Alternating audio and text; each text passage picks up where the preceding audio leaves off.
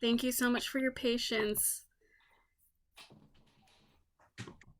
So I think we've had a steady amount of people in the waiting room. So thank you so much again for your patience, and I think we'll get started shortly. Um, Okay.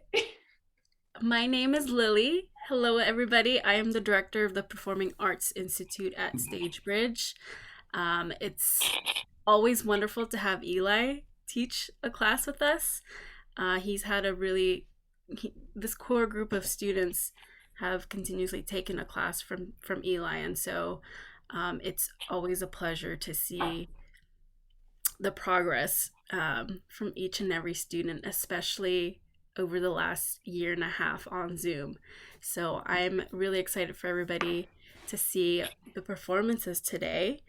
Um, I will save some announcements towards the end, and it's in regards to the Performing Arts Institute. And if you're interested in any classes, you can check out our website later.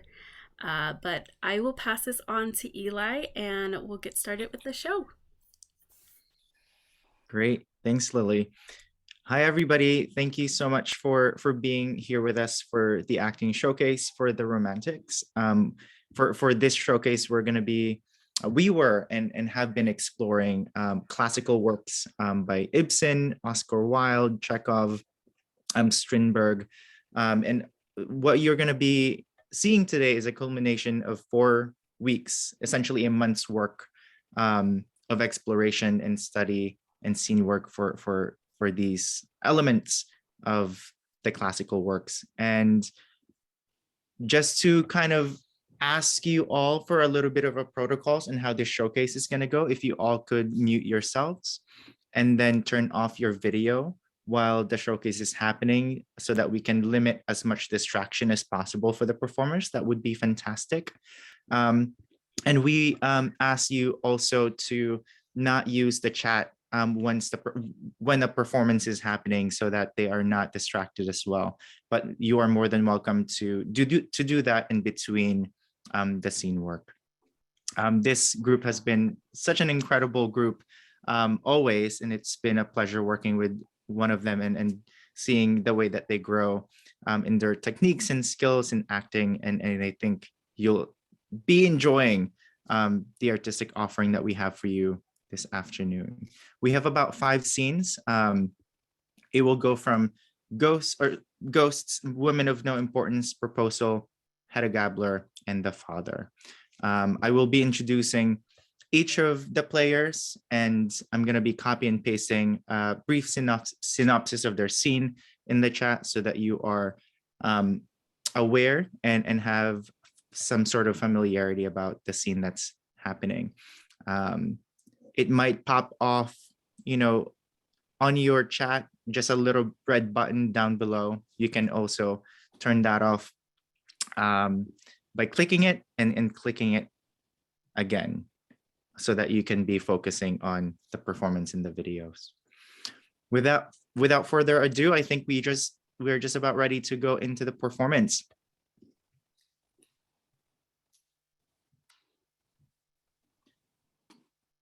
The first scene that we have today is Ghosts by Henrik Ibsen.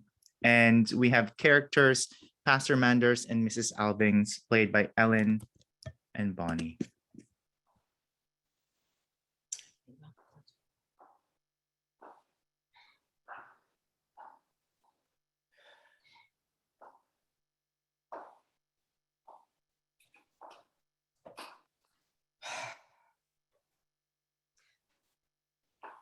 Surely, Mrs. Alving, you must be mistaken. Unfortunately, there is no possibility of a mistake. Johanna confessed everything to me, and Alving could not deny it. So there was nothing to be done but to hush the matter up. Of course, you could do nothing else. The girl left our service at once. She was given a good sum of money to hold her tongue, and the rest she took care of herself when she got to town. She renewed her old acquaintance with Engstrom, no doubt let him see she had money in her purse, and told him some tale about some foreigner who put in with a yacht that summer. So she and Engstrom were married in hot haste. Why, you performed the ceremony yourself. How can this be? I distinctly remember Jacob Engstrom coming to me. He was overwhelmed with remorse. He bitterly reproached himself for misbehavior with his sweetheart. Yes, of course he had to put the blame upon himself. But the duplicity of it, and against me. The immorality of such a connection for money. How much did the girl get? $300. Just think of it, to go and marry a fallen woman for a paltry $300. Then what have you to say of me? I went and married a fallen man. What do you mean, a fallen man? Do you think Alving was any purer when I went with him to the altar than Johanna was when Engstrom married her? There's a world of difference between those cases. Not so much difference after all, except for the price, a miserable $300 and a whole fortune. How can you compare such totally dissimilar situations while you took counsel with your heart and your family? I thought that you understood where what you call my heart had strayed to at the time. I understood nothing of the kind, or I would never have been a daily guest in your husband's house. You knew. At any rate, the fact remains that with myself, I took no counsel whatever. Well, with your family, your mother and your aunts. Yes, that is true. Those three cast up the account for me. Oh, it was marvelous how clearly they made out that it would be downright madness for me to refuse such an offer. Mother could only see me now and know what all that grandeur has come to. Well, no one can be held responsible for the results. But one thing is clear, your marriage was in full accord with law and order. Oh, that perpetual law and order. I often think that is what does the mischief in this world of ours. Mrs. Alving, what a sinful way of talking. Oh, I cannot help it. I must have done with all the constraints and insincerity. I can't stand it any longer. I must work my way out to freedom. What do you mean? I never should have concealed the facts of Alving's life. But at the time, I dared do nothing else. I was afraid, partly on my own account. I was such a coward. A coward? If people had come to know anything, they would have said, poor man with a runaway wife. No wonder he kicks over the traces. Well, such things might have been said with a certain sense of right. If I were what I ought to be, I would go to Oswald and I would say, listen, my boy, your father led a vicious life. Good heavens, Mrs. Alving. Then I would tell him all I had told you, every word of it. You shock me unspeakably. Yes, I know that very well. I myself am shocked at the idea. Oh, I am such a coward. You call it cowardice to do your plain duty? Have you forgotten that a child should love and honor his father and mother? Is there no place in your mother's heart that forbids you to destroy your son's ideals? What about the truth? What about ideals? Oh, ideals. If only I weren't such a coward. Do not despise ideals, Mrs. Alving. They will avenge themselves cruelly. Well, at any rate, I will have no tampering with Regina. He will not go and wreck that poor girl's life. Of course, that would be terrible. I knew he was in earnest, that it would be for his happiness. What? What then? Oh, but it couldn't be. Regina is not the right sort of woman. What then? What do you mean? If I was not such a pitiful coward, I would go to him and I would say, marry her, make whatever arrangements you like. Only let's not have anything underhand about it. God in heaven, Mrs. Alving, you would actually let them marry? How dreadful, how unheard of. Do you really mean unheard of? Frankly, Pastor Manders, do you suppose that throughout this whole country, there aren't plenty of married couples as closely akin as they? Alas, yes. Married life is not so pure as it ought to be.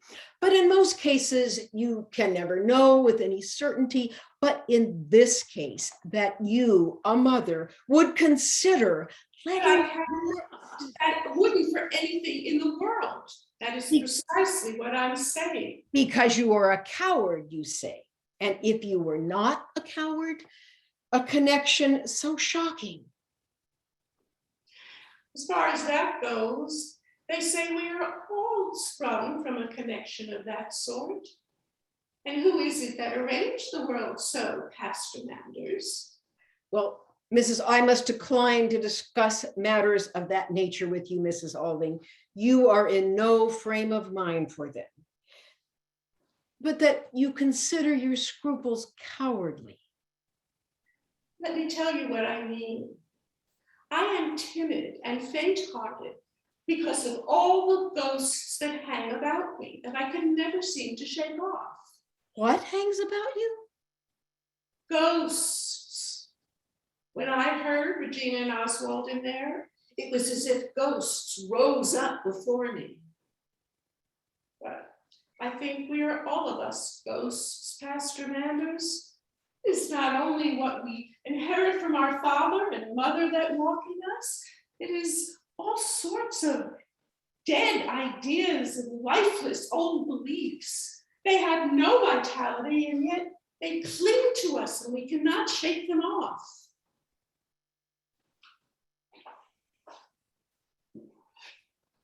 There must be ghosts all over this country, as thick as the sands of the sea.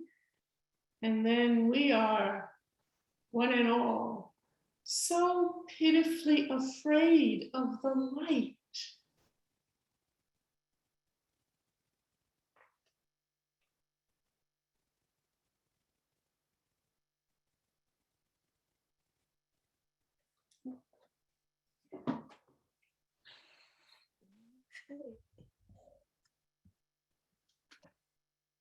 Mute.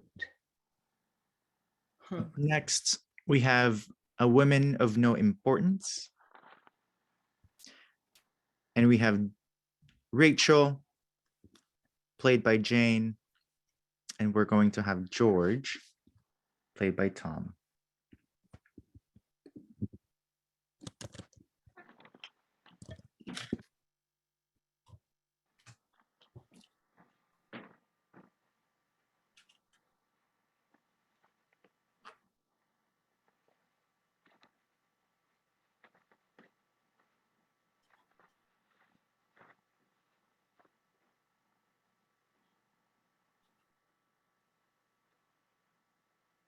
Hello, Rachel.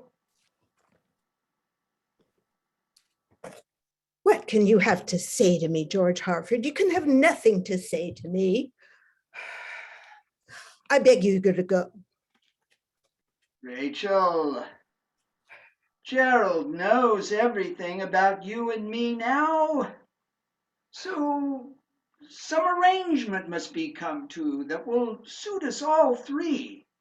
I assure you he will find in me the most charming and generous of fathers. My son may come in at any moment. I saved you last night. I may not be able to save you again. I beg you to go.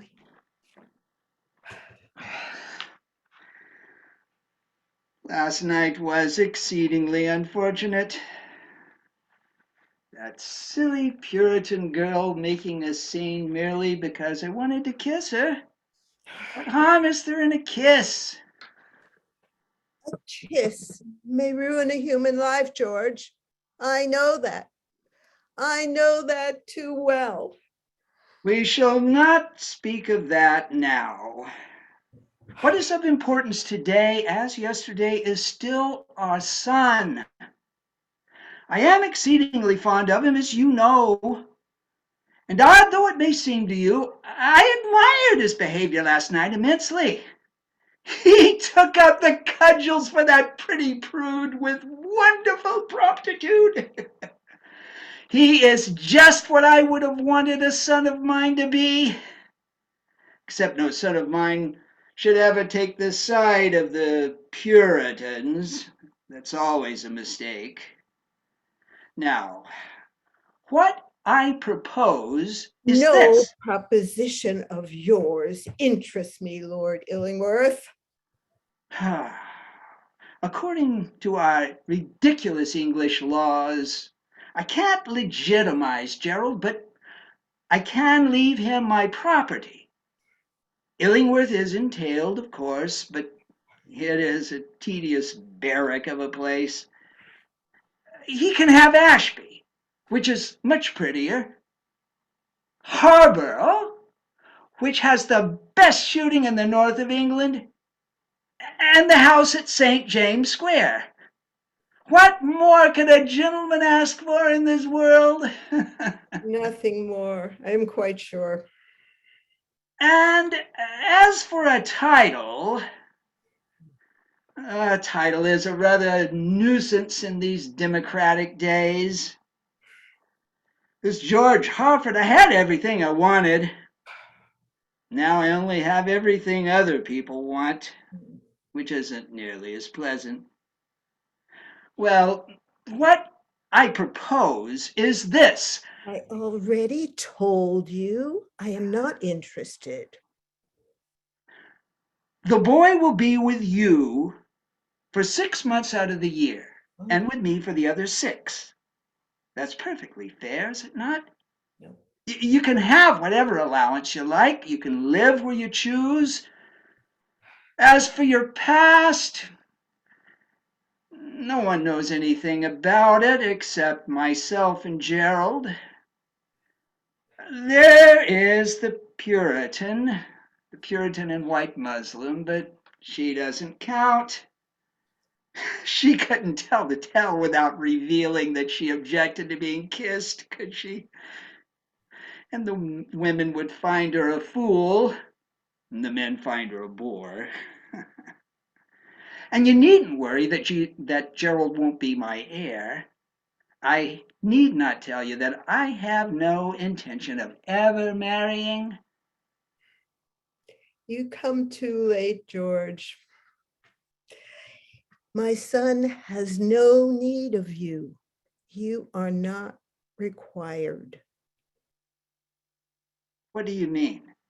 That you are not required for Gerald's career. He does not find you necessary. I do not understand, Rachel.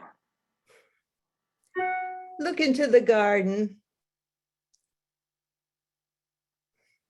But you had better take care that they do not see you, for you bring too many unpleasant memories. She loves him. They love each other. We are safe from you, and we are going away. Where? We will not tell you, and if you find us, we will not know you. You seem surprised. What welcome would you get from a girl whose lips you tried to soil? From a boy whose life you shamed? From a mother whose dishonor comes from you? You have grown hard, Rachel. I was too weak once. It is well for me that I have changed. I was very young at the time. We men know life too early. And we women know life too late. That is the difference between men and women. Rachel, I want my son. My money may not mean anything to him now. I may not mean anything. But I want my son. Bring us together, Rachel. You can do it if you choose. There is no room in my son's life for you. He is not interested in you. Then why does he write to me? What do you mean? What letter is this? That's nothing. Give it to me. It is addressed to me. You are not to open it. I forbid you to open it. And in Gerald's handwriting. It is a letter he wrote you this morning before he saw me. And now he's sorry, very sorry he wrote it. You are not to open it. Give it to me. It is mine.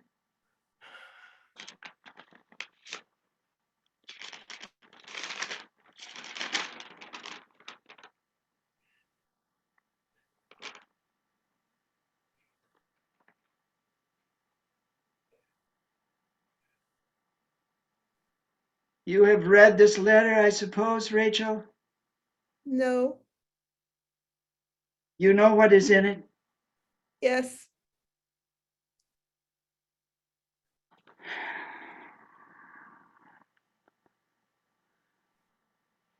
I don't admit that the boy is right in what he says.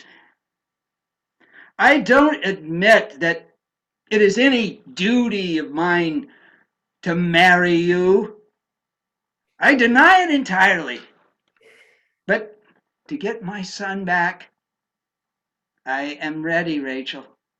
Yes, I am ready to marry you and to treat you always with the deference and respect due my wife. I'll marry you whenever you choose. I give you my word of honor. You gave me your word of honor once before and you broke it. I'll keep it now. And that will show you that I love my son at least as much as you love him. Because when I marry you, Rachel, I will have to give up certain ambitions. High ambitions, too, if any ambitions be high. I decline to marry you, Lord Ingleworth. Are you serious? Yes. Do tell me your reasons. I have already explained them to my son. I suppose they are highly sentimental, aren't they? You women live by your emotions and for them. You have no philosophy of life. Yes, George. We women live by our emotions and for them, by our passions and for them. I have two passions, my love for him and my hate of you. You cannot kill those passions. They feed each other. What kind of love is that which needs to have hate as its brother? It is the sort of love I have for George, for Gerald. Do you find that terrible, George?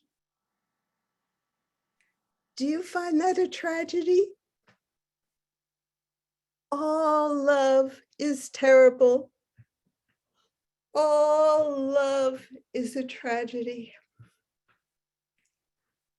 I loved you once, Lord Illingworth. What a tragedy it was for a woman to have loved you. So,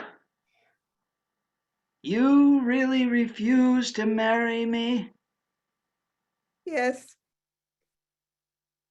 Because you hate me? Yes. And does my son hate me as you do? No. I'm glad of that, Rachel. He merely despises you. What a pity. Hmm. What a pity for him, I mean. Don't be deceived, George. Children begin by loving their parents. Then, after a while, they judge them. Rarely, if ever, do they forgive them.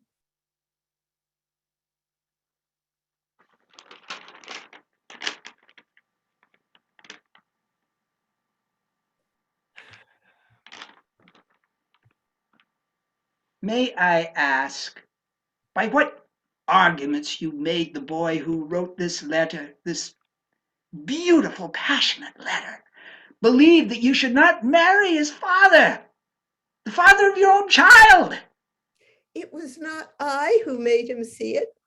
It was another. What fantasy-siècle person! The Puritan, Lord Ingleworth. The Puritan.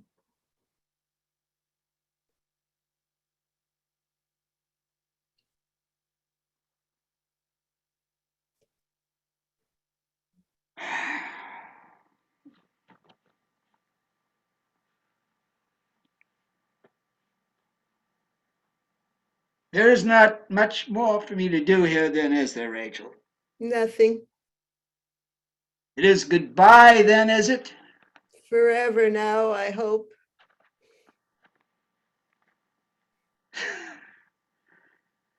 How curious. In this moment, you look exactly like you did the night you left me 20 years ago. You have that same look in your mouth. Upon my word, Rachel, no woman ever loved me the way you did. You gave yourself to me like a flower to do anything I liked with.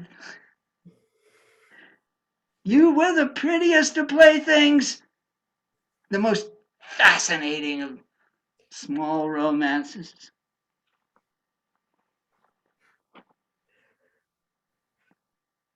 Quarter to 2.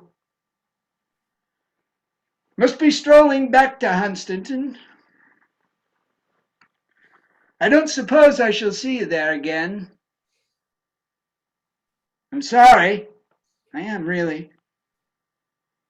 It's been quite amusing to have met amongst people of one's own rank, and treated quite seriously too, one's mistress and one's...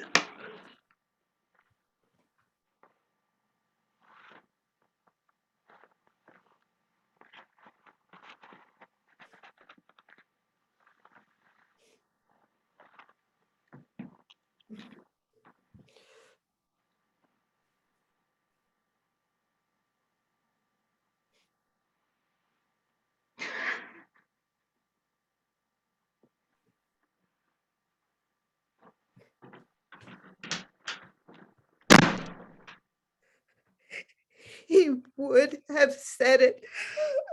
He would have said it.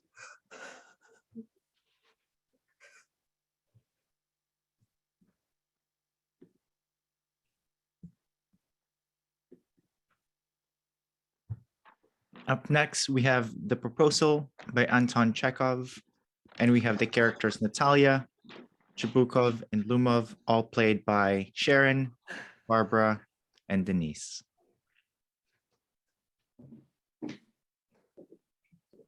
That was good.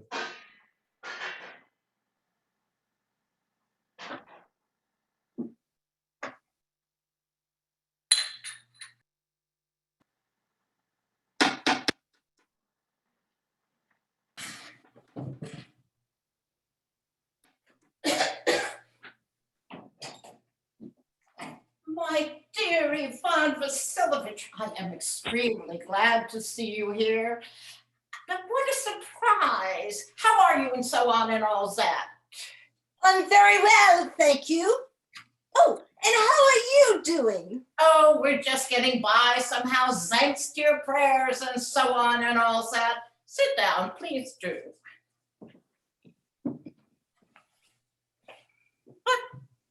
Why are you so formal? What's the occasion? Why is the evening dress and gloves and so on? Are you going somewhere? Well, no, I've only come to see you, Stepan Stepanovich. But why is the evening dress? It's as if you're celebrating New Year's Eve. Well, you see, it's like this. I'm sorry to trouble you, Stepan Stepanovich. Well, I've come to you with a request. It's not the first time that I've had the privilege of asking you for help. And you have always, so to speak, oh, I beg your pardon. I'm very nervous, as you can see. If you don't mind, I'll drink some water, Stepan Stepanovich. If he's come to borrow money, he'll be extremely disappointed.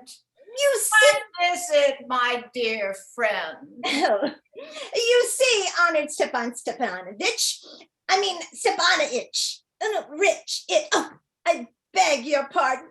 I'm shaking with nerves, as you can see. Oh, don't beat around the bush, dear boy. Spit it out and so on, Val. 1 minute. The fact is, I've come to ask for the hand of Natalia Stepanova, your daughter, in marriage. Oh, dear God in heaven, Ivan Vasilovich, such joy. My dear boy, I'm so glad, and all that, and so on. Such happiness. Oh, you rascal. I'll go and call Natalia and all that. Oh, honor Stepan Stepanovich, do you think she'll give me her consent? Why, of course she'll consent. She's in love. She's like a cat in heat, and so on. I'll go and get her. Oh, it's cold. Oh, I'm trembling all over. I must resolve myself. I need steely determination. If I hesitate, I'm finished. Oh, if I take time to look for an ideal wife or for real love, then I'll never get married. Natalia Stepanova is an excellent housekeeper. She's good looking. And she went to school. What more can I want? Oh, I'm getting that ringing in my ear again. At any event, I must marry. It's as simple as that. Well, hello there. It's only you. Papa said, go inside. There's a merchant come by to collect his goods. How have you been, Ivan Vasilovich? I've been very well, thank you, Natalia Stepanovna. You must excuse my apron. We're shelling peas for drying.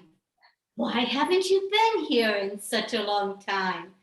Please, sit down. Won't you have some lunch? Oh, I've had some already, thank you. Please, smoke if you like. Oh, thank you. How much hay have you stacked?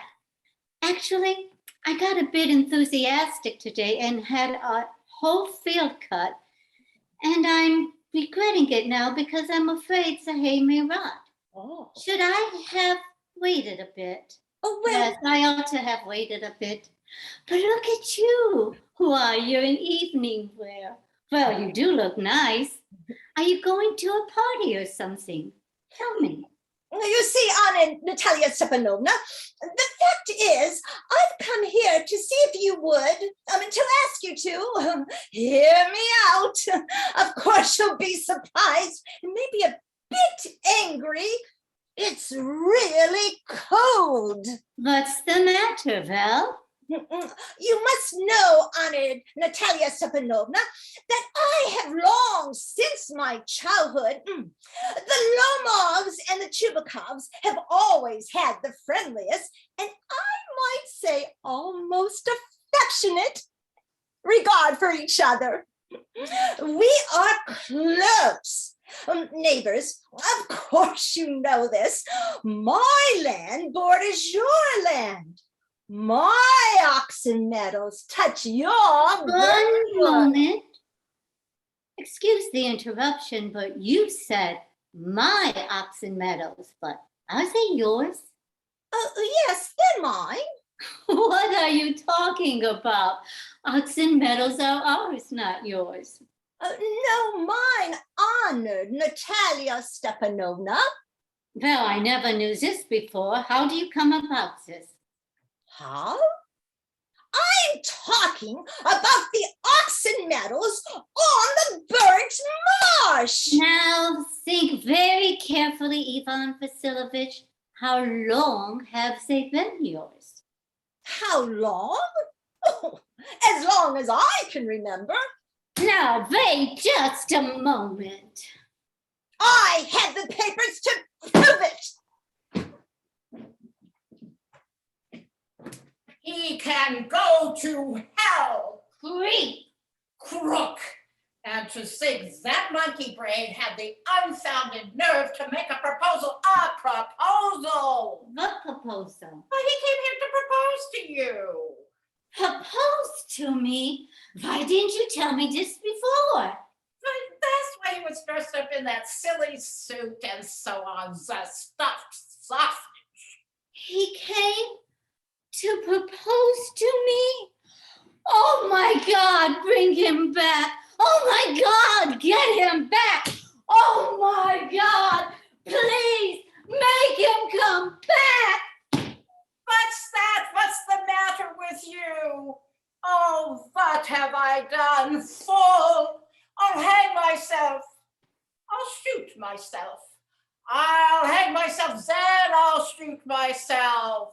I'm going to die. Get him. Don't yell, I'm going. Oh, what are they doing to me? Oh, make him come back, please. He's coming back, and all that and so on. You talk to him yourself. I leave it to you and so on. Get him. He's coming, I told you. We cursed him, we abused him and drove him out. And it's all you're doing, yours. No, it was you. No, I tell you, it's not my fault. Now you talk to him yourself.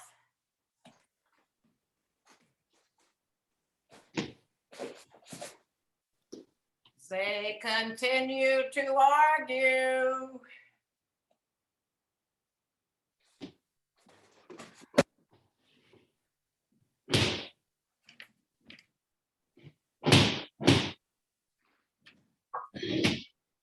Ivan Vasilovich, are you being obnoxious on purpose today? Wish to pretend the medals are yours. I do not like people who cannot face the facts.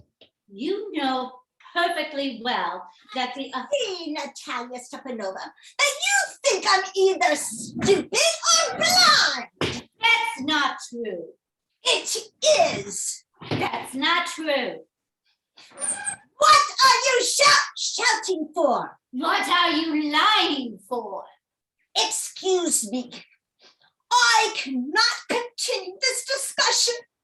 My heart is palpitating. You are typical of all those hunters who are full of talk about hunting, but when it comes to actually hunting, they are useless. Please be quiet. Shut up. My heart's bursting. I won't shut up. Oh, what's the matter now? I'm very liable to lose my temper and so on. Let's stop arguing and so on and all that. My heart, my foot is asleep. Oh. My heart, what sort of a hunter are you? You'd be better off lying down in a dark room instead of chasing after foxes. Oh, my heart. Yes, really, what sort of a hunter are you anyway? Let's change the subject in case I lose my temper. Oh, my heart, you sneaky social climber. You what? I'm a social shut up. Oh, snake. Young brat. old rat. Oh, shut up or I'll shoot you like a partridge, you fool. There it is. My heart burst. My shoulders come up. Where is my shoulder? Oh, I'm dying. Call the doctor. Oh, fool, I'm sick. My heart is pounding. Papa? What's the matter with him? Papa, look at him. Papa! Oh! Ivan Vasilovich! He's dead! What is it? What's the matter? He's dead! Dead! Oh, he's dead. Oh, what have I done? Vater, call a doctor. Doctor! Oh, drink this. No, he's not drinking. He's dead and all that. Why don't I put a bullet in my brain? I deserve to die. Get me a knife. Get me a pistol. Oh, he seems to be coming around. I think he'll live. Here, drink some water. That's right. I see stars. Everything's blurry. Where am I? Listen, just hurry up and get married. She's willing and all that and so on. I give you my blessing, but please leave me in peace. Oh, a what? Who? She says yes. Well, kiss her. Oh, you're alive! Yes! Yes! I'm willing! Oh. Oh, well, that's very nice. Oh, that's very nice. Oh, excuse me, what's going on? Oh, now I remember. My heart. Oh, the stars. Oh, Natalia Stepanovna, I'm happy. I'm happy too. But a weight off my shoulders. So now you can admit that oxen medals are ours. And they continue to argue. Mine. And they live happily ever after. Ours. Ours. Mine, mine, mine. Champagne? Champagne.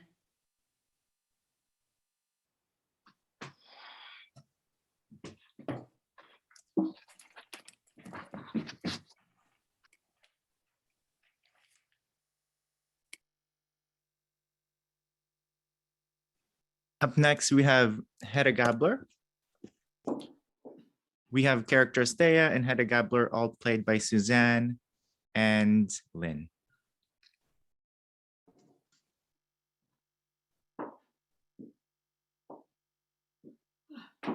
Now we've killed two birds with one stone.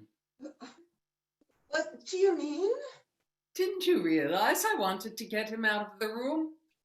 Well, so that he could write the letter. And so that I could talk to you alone. About this? Yes, about this. But there's nothing more to tell, Mrs. Tessman. Really, there isn't. Oh, yes, there is. There's a lot more. I can see that. Come along and let's sit down and have a little chat.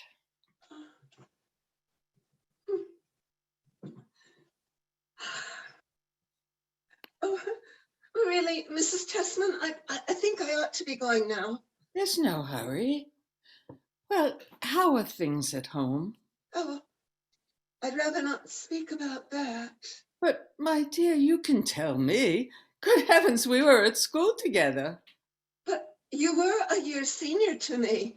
Oh, I used to be terribly frightened of you in those days. Frightened of me? Yes, terribly frightened. Whenever you met me on the staircase, you used to pull my hair. No, did I? Yes. And once you said you would burn it all off. Oh, that was only in fun. Well, I was so silly in those days. But afterwards, I mean, we've drifted so far apart. Our circles are entirely different. Well, now we must try to drift together again. Now, listen. While we were at school, we used to call each other by our Christian names. I'm sure you are mistaken. I'm sure I'm not. I remember it quite clearly. Let's tell each other our secrets as we used to in the old days. There now, you must call me Hedda. Oh, you being so good and kind. I'm not used to such kindness. Now. Now, and I shall call you Tora the way I used to. My name is Taya. Oh, yes, of course. Of course I meant Taya. So, you're not used to kindness, Taya, in your own home? If only I had one, but I haven't. I've never had a home. I thought that was it. Yes. Yes. Yes. I can't remember exactly now, but didn't you first go to Mr. Elvsted as a housekeeper? Oh, a governess, actually. But his wife, at the time, I mean, was an invalid, and she spent most of her time in bed, so I had to look after the house as well. But in the end, you became mistress of the house. Yes, I did. Let me see. Roughly how long ago was that? When I got married, you mean? Yes. About 5 years. Yes. Oh, It must all be those about 5 that. years. Especially the last 2 or 3. Oh, Mrs. Tessman, if you only knew. Mrs. Tessman. Oh, Taya.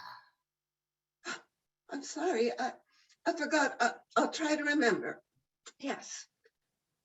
But if only you could imagine and understand. Eilert Lovberg's been up there, too, for about 3 years, hasn't he? Eilert Lovberg, yes, he has. Did you know him before, when you were here? Scarcely. I mean, I knew him by name, of course. But up there, he used to visit you. Yes, he used to come and see us every day, but to give the children lessons. I found I couldn't do that as well as manage the house. I'm sure you couldn't. And your husband? I suppose, being a magistrate, he has to be away from home a good deal. Yes, you see, you see, Hedda, he has to cover the entire district. Poor, pretty little Taya. Now, you must tell me the whole story from beginning to end. Well, then you must question me.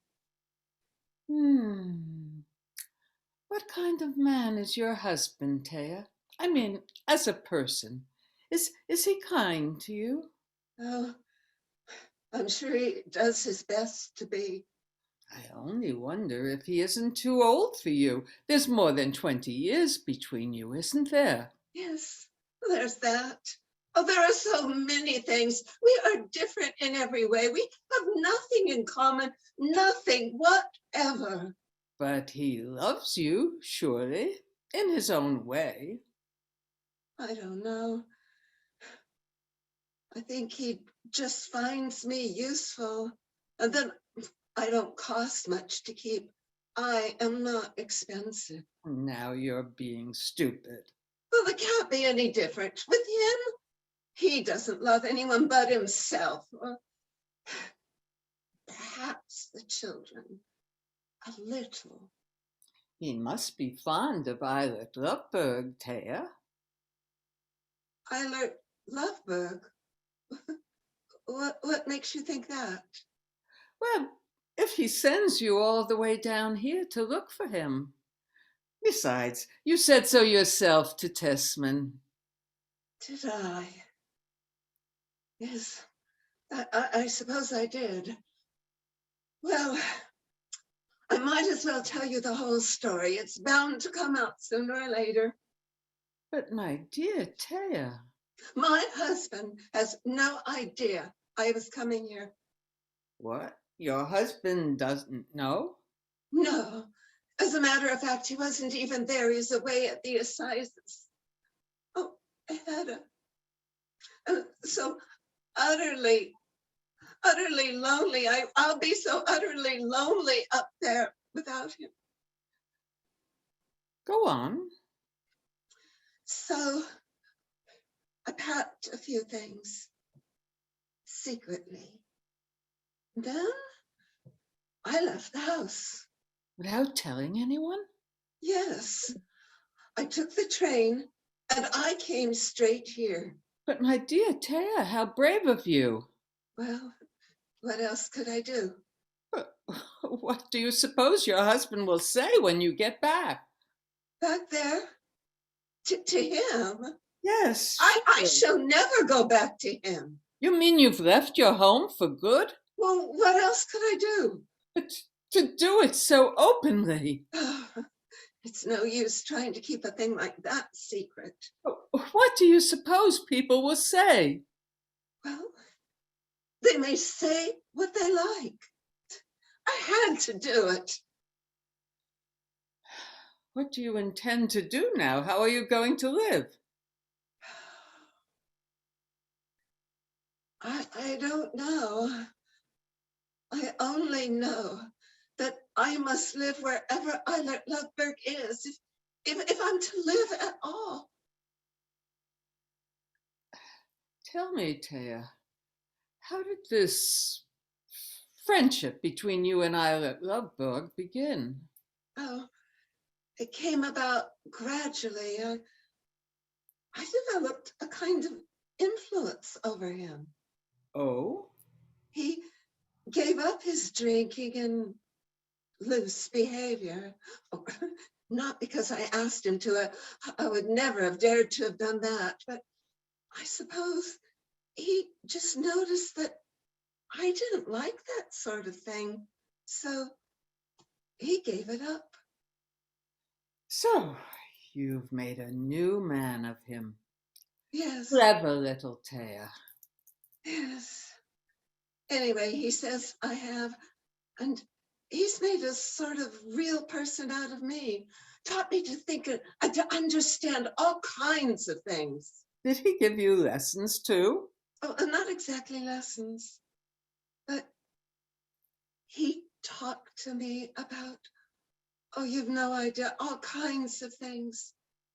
And then he let me work with him. It was wonderful. I was so happy to be allowed to help him. Did he allow you to help him? Yes. Whenever he wrote anything, we always did it together. Like good comrades. Comrades. Yes.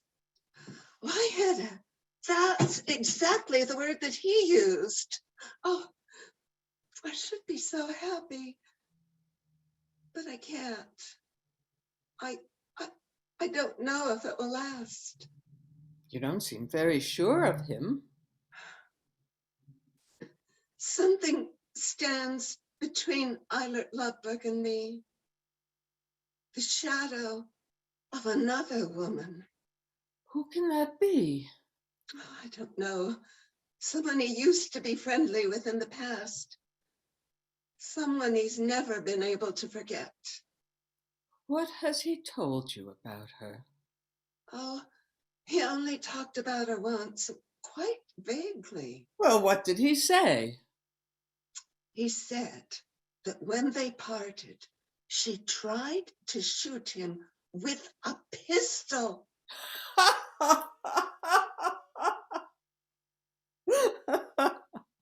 What nonsense. People don't do such things. The kind of people we know. No, I think it must have been that red-haired cabaret singer that he used to. Yes, very probably. I remember people used to say she always carried a loaded pistol. Well then, it must be her. But Hedda, I hear she's back in town. I don't know what to do. Shh, Tessman's coming. Taya, we mustn't breathe a word about this to anyone.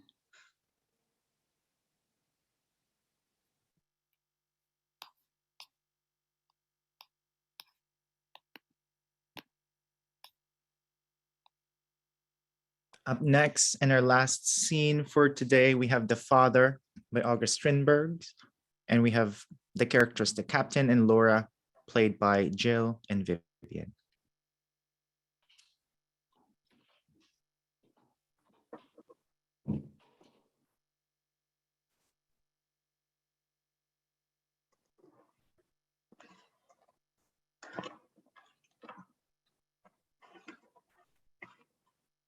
$34, $9, $43, $7, $56. Would you be so kind as to give me Just a moment. 66, 71, 83, 89, 92, 100. What is it? Am I disturbing you? Not at all. Housekeeping money, I suppose. Yes, the housekeeping money. Put the accounts down there and I will go over them. The accounts? Yes, Am I to keep accounts now? of course you are to keep accounts. Our affairs are in a precarious condition, and in case of a liquidation, accounts are necessary, or one is liable to punishment for being careless. Well, it's not my fault that our affairs are in a precarious condition. That's exactly what the accounts will decide. It's not my fault that our tenant won't pay. Who recommended this tenant so warmly? You. Why did you recommend a good for nothing, we'll call him? Well, why did you rent to such a good for nothing? Because I was not allowed to eat in peace, nor sleep in peace, nor work in peace till you women got that man here. You wanted him so that your brother might be rid of him. Your mother wanted him because I didn't want him. The nurse wanted him because he reads his Bible. And old Margaret because she had known his grandmother from childhood. That's why he was taken. And if he hadn't been taken, I'd be in a madhouse by now or lying in my grave.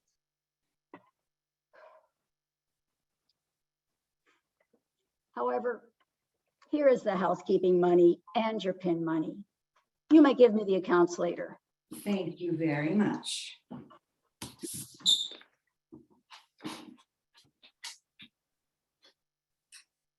Do you keep accounts of your expenses, besides the housekeeping money, that is?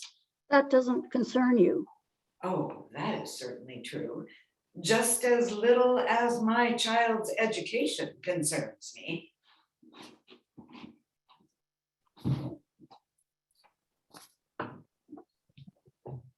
Have the gentlemen come to a decision after this evening's conference?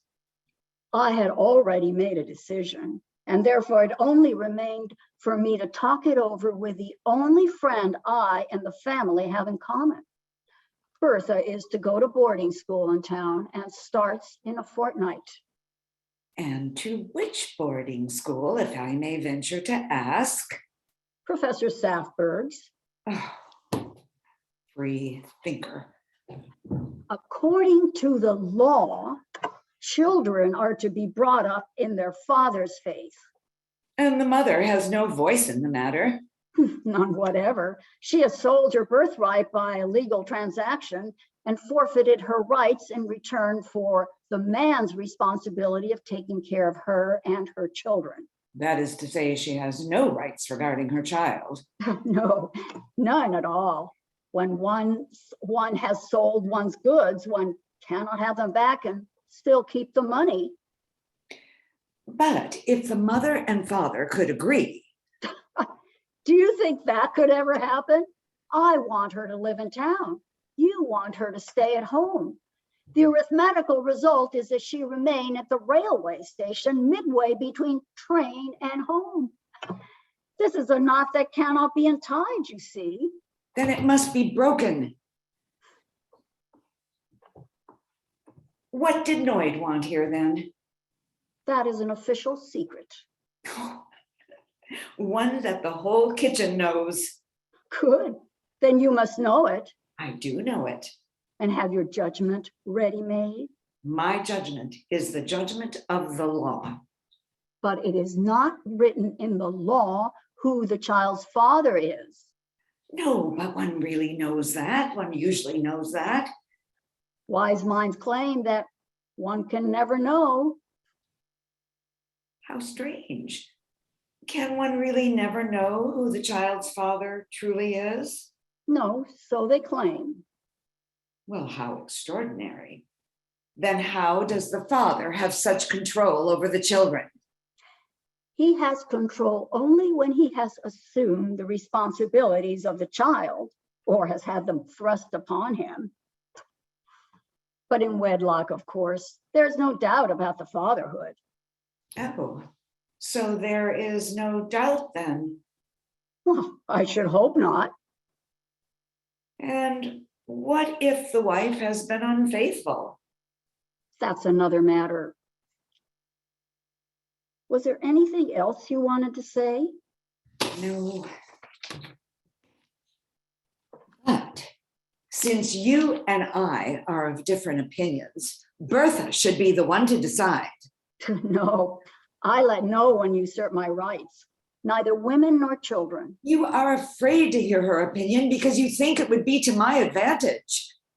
I know that she wishes to go away from home, but I also know that you have the power of changing her mind to suit your pleasure.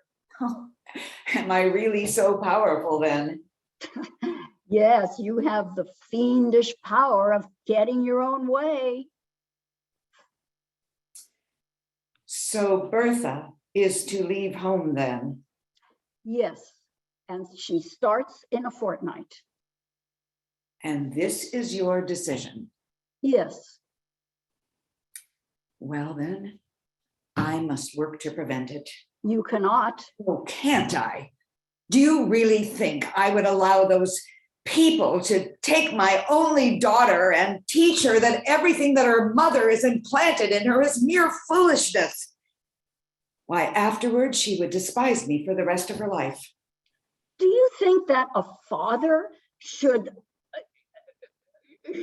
believe ignorant and conceited women that to teach his daughter that he is a charlatan? It means less to the father. Why so? Because the mother is closer to the child. And because one cannot know with certainty who the father of the child is. How does that apply to this case? You do not know whether you are Bertha's father or not. I do not know. No. What one can never know, you surely cannot know. Are you joking? No, I am merely making use of your own teachings. For that matter, how do you know I haven't been unfaithful to you? I believe you capable of almost anything, but not that, nor that you would talk about it if it were true. Well, suppose I would declare that it is the truth, that Bertha is my child, but not yours. Just suppose. Stop now. Just suppose. Then your power would come to an end. When you had proved that I was not the father? It would not be difficult for me to do. Would you like me to do so now? Stop. I simply would need to declare the name of the father and give details as to time and place. For instance, when was Bertha born? In the third year of our marriage. Now, or else? Or else what? Shall I stop now? Think carefully of all you do and decide. And whatever you do, don't make yourself out to be ridiculous. I consider all this most lamentable. Which makes you even more ridiculous. And you? Oh, we women are just too clever. That's why one cannot contend with you. Then why provoke a contest with a superior enemy? Superior? Yes. Oh, it's queer, but I have never looked upon a man without knowing myself to be his superior. Then you shall be made to see your superior for once, so that you shall never forget it. Oh, this is going to be interesting.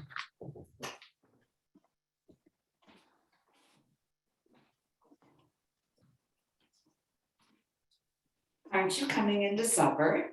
No, thanks. Oh. I don't want anything. Are you annoyed? No, but I'm not hungry. Oh, come. They'll ask unnecessary questions. Be good now. You won't? All right then. Stay there.